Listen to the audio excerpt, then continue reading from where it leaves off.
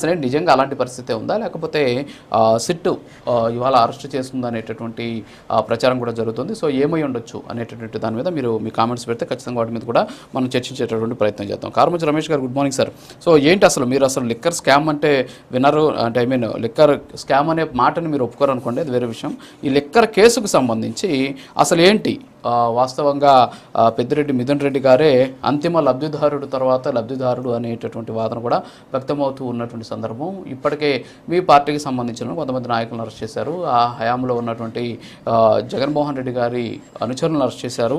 So వీళ్ళంతా కూడా ఉన్నటువంటి పరిస్థితి. మరి పెద్దిరెడ్డి మిథున్ రెడ్డి గారి వ్యవహారంలో మాత్రమే కాస్త భిన్నంగా కనిపిస్తుంది వాతావరణం అనేటటువంటి విమర్శలు వ్యక్తమవుతూ ఉన్నటువంటి వేళ మీరు ఏమంటారు అసలు ఈ లిక్కర్ కేసుకు సంబంధించి? రాజు గారు, మీకు ప్యానల్లో ఉన్న సభ్యులకు అలాగే ప్రైమ్ లైన్ ప్రేక్షకులందరికీ గుడ్ మార్నింగ్ అండి. ఇప్పుడు మీరే మీ ఓపెనింగ్ వర్డ్స్ ఇప్పుడు నాతో మాట్లాడేటప్పుడు అన్నారు, మీరు అసలు లిక్కర్ స్కామే జరగలేదు అంటారండి అని చెప్పి. క్లియర్గా ఏ రోజైనా సరే మొట్టమొదటి నుండి కూడా ప్రభుత్వం కుట్రపూరితంగా రెడ్ బుక్ అమల్లో భాగంగా వాళ్ళు టార్గెట్ చేసుకున్న నాయకులని అరెస్టు చేసే పర్వంలో భాగంగా వాళ్ళు చేస్తున్న ఈ అరెస్టుల కోసమే ఈ లిక్కర్ స్కామ్ అనేది రాష్ట్ర ప్రజలందరికీ తెలుసు, మనందరికీ కూడా తెలుసు. కానీ ఏంటంటే మీరందరూ కూడా అరెస్టులు జరుగుతున్నాయి కాబట్టి ఇది ఖచ్చితంగా స్కామ్ జరిగింది, లేకపోతే అక్కడ నిజంగా వీళ్ళు స్కామ్ జరిగి ఉంటే వీళ్ళు మీడియాలో గతం నుంచి కూడా ఆంధ్రజ్యోతిలో కానీ ఈనాడులో కానీ ఎల్లో మీడియాలో వస్తున్న కథనాల్లో స్వయంగా బంగారపు బిస్కెట్లు కొన్నారు వీళ్ళు అని చెప్పి చెప్పడం జరిగింది. మరి ఈ రోజుకి కూడా ఒక్క బంగారపు బిస్కెట్నైనా సరే పట్టుకున్న దాఖలాలు వీళ్ళు ఎక్కడా లేవు. ఒక్క బంగారపు బిస్కెట్ని ఎవిడెన్స్గా కోర్టులో చూపించిన దాఖలాలు ఎక్కడా లేవు. 3,500 కోట్ల రూపాయల లిక్కర్ స్కామ్ అంటున్నారు. మరి అందులో ఈ రోజుకి ఒక 60 కోట్ల రూపాయల వాటిని మాత్రమే అటాచ్ చేసిన పరిస్థితులు.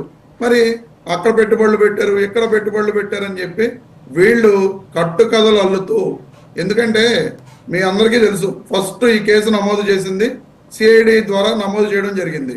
సిఐడి 2-3 నెలల పాటు ఎంక్వైరీ చేసిన తర్వాత వాళ్ళు ఎటువంటి ఆధారాలు కూడా పట్టుకోలేకపోవడంతో మళ్ళీ స్పెషల్గా ఏమైనా సరే ఇందులో కొంతమంది ఇరికించాలి, అరెస్టులు చేయాలి అనే ఉద్దేశంతో చంద్రబాబు నాయుడు గారు కూటమి ప్రభుత్వం సిట్ని ఏర్పాటు చేయడం జరిగింది. ఆ సిట్ ఏర్పాటు చేసిన తర్వాత విజయసాయి రెడ్డి గారిని లొంగ తీసుకుని, ఎందుకంటే క్లియర్గా నేను ఎందుకు చెప్తున్నాను అంటే ఈ ఎంక్వైరీకి ముందు మిథున్ రెడ్డి గారిని ఎంక్వైరీకి పిలిచే ముందు కానీ వాళ్ళని ఎంక్వైరీకి పిలిచే ముందు విజయసాయి రెడ్డి గారు సినీ నిర్మాత కృష్ణ గారి బ్రదర్ అయినటువంటి ఘట్టమనేని ఆదిశేషగిరిరావు గారి ఇంట్లో చంద్రబాబు నాయుడు గారికి ఎల్లవేళ్ళ ఆయన వెనకాలే ఉండే, ఆయన ఆత్మలాగా ఉండే టీడీ జనార్దన్ గారితో చర్చలు జరపడం జరిగింది. ఆ చర్చలు జరిపిన తర్వాత ఆయన ఎంక్వైరీకి వెళ్ళి ఆయన ఏ నిందితుడు ఇందులో. మరి ఈ రోజుకి విజయసాయి రెడ్డి గారిని ఎందుకు అరెస్టు చూపించరండి వీళ్ళు అంటే, ఆయన దాన్ని ఏమంటారు విచారణకు సహకరిస్తారని చెప్పి చెప్తారు. అంటే విచారణకు సహకరిస్తే ముద్దాయి సాక్షి అయిపోతాడా? ఆ రోజున ముద్దాయిగా ఉన్న మొన్న నోటీసెస్ ఇచ్చేటప్పటికి సాక్షి కింద వీళ్ళు పెట్టడం జరిగింది. ఆయన విచారణలో కూడా ఏం చెప్పారని చెప్పారు, మొట్టమొదట పాలసీ మేకింగ్ మీటింగ్ నా ఇంట్లోనే జరిగింది అని చెప్పారని చెప్తున్నారు. అంటే మొట్టమొదటి ముద్దాయి అతనే కదండి. ఆయన ఆ పాలసీ మేకింగ్ వాటన్నిటిలోనూ ఆయన పాల్పంచుకున్నట్టే కదా. మరి సిట్ కానీ రాష్ట్ర ప్రభుత్వం కానీ అతన్ని అరెస్ట్ ఎందుకు చూపించట్లేదు అంటే, అతను ఈ రోజున ముద్దాయి ఉన్న వ్యక్తి సాక్షిగా మార్చి వాళ్ళకి కావలసిన విధంగా వీళ్ళు తప్పుడు కథలు అల్లుతూ కట్టుకథలు చెబుతూ అరెస్టులు చేసే ప్రయత్నాలు చేస్తున్నారు. మన రవికిరణ్ అన్న మాట్లాడుతూ కొత్త డిస్టిలరీలు జగన్మోహన్ రెడ్డి గారి ప్రభుత్వం వచ్చిన తర్వాత కూడా పెట్టడం జరిగిందని చెప్పి చెప్పడం జరిగింది. కొత్త డిస్టిలరీలు అనేవి ఒక్కటి కూడా జగన్మోహన్ రెడ్డి గారి ప్రభుత్వం అనుమతి ఇచ్చిన దాఖలాలు లేవు.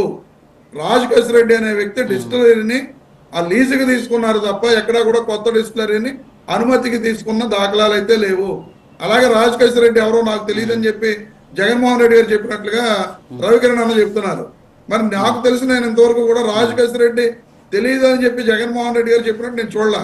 అంటే ఆయన చెప్పిన మాట ప్రెస్ మీట్ లో ఎవరెవరినో తీసుకొస్తున్నారు అంటే సంబంధం లేని వ్యక్తులను తీసుకొచ్చి వాళ్ళ చేత కన్ఫెషన్ స్టేట్మెంట్స్ లో ఈ రకంగా వాళ్ళు ఉన్నారు వీళ్ళు ఉన్నారు అని చెప్పి గన్మెన్లు కానీ డ్రైవర్లు కానీ లేకపోతే వేరే వాళ్ళని కానీ తీసుకొచ్చి వీళ్ళందరూ పైన మిథున్ రెడ్డి గారు ఉన్నారు లేదా చెవిరెడ్డి భాస్కర్ రెడ్డి గారు ఉన్నారని చెప్పి మీకు డైరెక్ట్ గా మీరు చూశారు. చెవిరెడ్డి భాస్కర్ రెడ్డి గారి గన్మెన్ స్టేట్మెంట్ ఇవ్వడం జరిగింది. ఏమని ఇచ్చారు, నన్ను ఒత్తిడి చేసి చెవిరెడ్డి భాస్కర్ రెడ్డి గారి పేరు చెప్పమంటున్నారు, నేను అది చెప్పను అన్నందుకు నన్ను చాలా చిత్రహింసలకు గురి చేశారని చెప్పి స్వయంగా స్టేట్మెంట్ ఇవ్వడం జరిగింది. మరి ఈ రకంగా పోలీసులు ఈ రాష్ట్ర ప్రభుత్వం చిత్రహింసలకు గురి చేసి వాళ్ళకు కావలసిన వాళ్ళ యొక్క పేర్లు చెప్పించి వాటిని కన్ఫెషన్ స్టేట్మెంట్స్ గా కోర్టులో ప్రొడ్యూస్ చేసి ఇవి ప్రైమఫేసి ఉన్నాయి కాబట్టి మేము వీళ్ళని అరెస్ట్ చేయాలి అని చెప్పి అరెస్టుల కోసం వీళ్ళు ప్రయత్నాలు చేస్తున్నారు తప్ప లిక్కర్ స్కామ్ లో ఎటువంటి ఈ కేసులో ఎటువంటి స్కామ్ అనేది జరగలేదు. ఇంకా ఖచ్చితంగా ఇంకో విషయం కూడా కిరణ్ అని చెప్పడం జరిగింది. భారతీ రెడ్డి గారు భారతీ సిమెంట్స్ జగన్మోహన్ రెడ్డి గారు ఏం సంబంధం లేదని చెప్తారు అని చెప్పి ఖచ్చితంగా ఈ రోజున భారతీ సిమెంట్స్ అనే దాంట్లో మెజారిటీ ఆఫ్ షేర్ వికా కంపెనీకి అమ్మి వేయడం జరిగినది.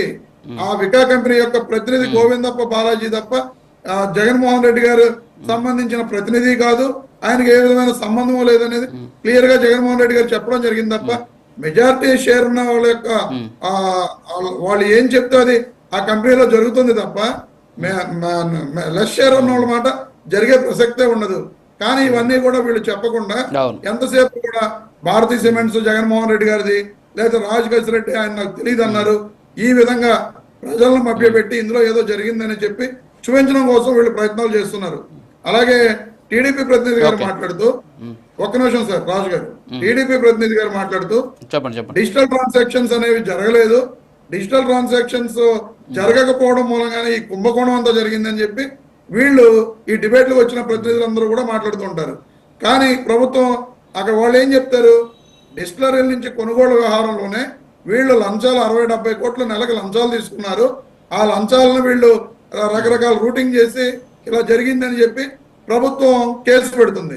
అంటే వీళ్ళకి అసలు కేసు మీద అవగాహన లేకుండా ఇక్కడికి వచ్చేసి డిజిటల్ ట్రాన్సాక్షన్ నిజంగా డిజిటల్ ట్రాన్సాక్షన్ జరగనప్పుడు ఆ షాప్ లో జరిగిన యొక్క బిజినెస్ ఎంతైతే డబ్బులు వచ్చినాయో అవి ఆ రోజున బ్యాంక్ లో సబ్మిట్ చేసి బ్యాంక్ లో డిపాజిట్ చేశారా లేదా అనేది మీరు చెక్ చేసుకోవచ్చు. ఏ రోజు జరిగిన ప్రతిదీ జరుగుతుంది, ఆఖరికి ఒక టీ జరుగుతుందా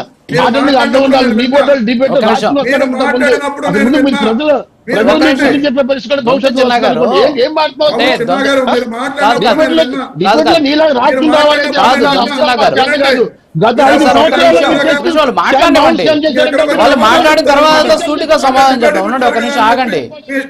వాళ్ళు మాట్లాడిన తర్వాత సూటిగా ఆన్సర్ చేద్దరు. ఉండండి, రవికిరణ్ గారు ఉన్నారు, తర్వాత మన లక్ష్మీకాంత్ గారు ఉన్నారు. సో వాళ్ళు ఆన్సర్ చేస్తారు. వెయిట్ సార్, అన్ని వస్తాయి.